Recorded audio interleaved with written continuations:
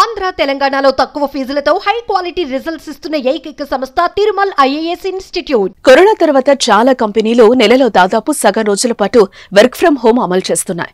కొన్ని కంపెనీలు నెలలో 1-2 రోజులు ఆఫీస్కి వచ్చినా చాలు, మిగతా రోజులు ఇంటి నుంచి పనిచేసే వెసులుబాటు కల్పించాయి. దీంతో ఐటీ ఉద్యోగులు ఇంటి నుంచే ఉద్యోగం చేసుకుంటున్నారు. ఇలాంటి అవకాశాన్ని ఏపీలో మహిళలకు కల్పిస్తామంటున్నారు సీఎం చంద్రబాబు. త్వరలో రాష్ట్రంలోని మహిళలు ఇంటి నుంచే పనిచేసే విధంగా ప్రణాళికలు సిద్ధం చేస్తున్నట్టుగా తెలిపారు.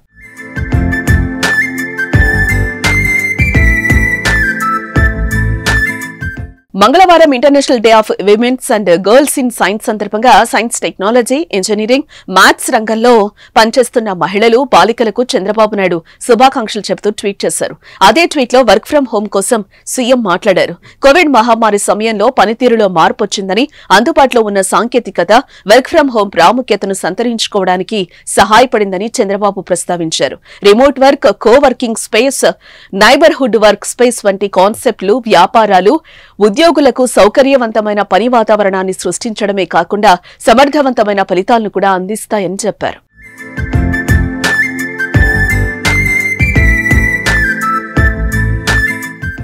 ఏపీలో ఇలాంటి మార్పులు తీసుకొచ్చేందుకు ప్రయత్నిస్తున్నట్టు వివరించారు. ఆ దిశలో IT global capability centres policy 4.0 ఒక గేమ్ చేంజర్ గా అడుగవుతుందని తెలిపారు.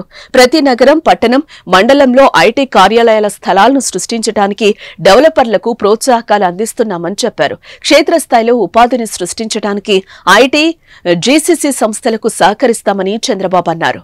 సీఎం తెలిపినట్టు మండలాలు, ప్రతి నగరం, పట్టణాల్లో ఐటీ కార్యాలయాలొస్తే సొంతూళ్లకు దగ్గర ఉండి పనిచేసే అవకాశం ఉంటుంది. హైదరాబాద్, బెంగళూరు వంటి నగరాలకు వెళ్లాల్సిన అవసరం కూడా ఉండదు. దగ్గరలోనే ఉపాధి లభిస్తుంది. మరి ఇది ఎంతవరకు సాధ్యమవుతుందో చూడాలి.